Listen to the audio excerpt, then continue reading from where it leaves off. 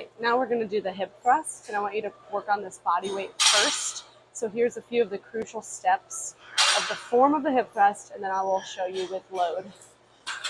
First, you want to find some sort of box or bench that is about high enough for your body that when you extend into your tabletop position, your body is actually in a tabletop, so that your shoulders aren't too high or too low. So for me, this box works perfectly, but for a lot of people, a traditional bench will work just fine. So I want you to get your shoulder blades sitting right on top of that box, get your feet shoulder width apart, and then you're gonna have to play around with how far away your feet go. But ideally, as you come up, notice my shins are completely vertical.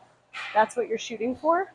And I want you to find a focal point that's kind of straightforward and minimize the movement from your sternum up and make it all about the hips. Pushing, drive through your heels, squeeze at the top. This is the time when squeezing is good. And then return to the bottom position.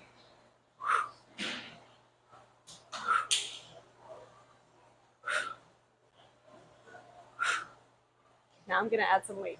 So you can use a dumbbell if you're at home, or a backpack loaded, duffel bag loaded with books to add weight.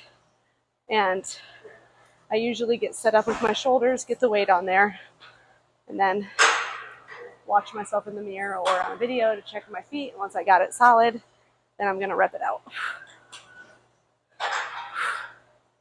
The important thing is tabletop, vertical shins, squeezing the glutes, and not rushing through it too much. Feeling that pause at the top. All right, now I'm going to demo a barbell, and I found it easier to load it with a light plate, like these are 10s.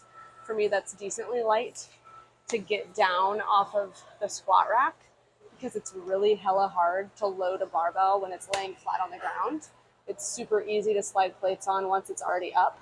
So I like to start with a lighter weight like this to warm up with, but also to get it up off the ground. That way I can slide my plates on easier. And you can always add as many plates as you need to, but you start with a light plate that gives it up off the ground, and your body can slide under it easier. So barbell pad, ab mat, something to protect your hips. Get it situated, wheel it in right over top of you.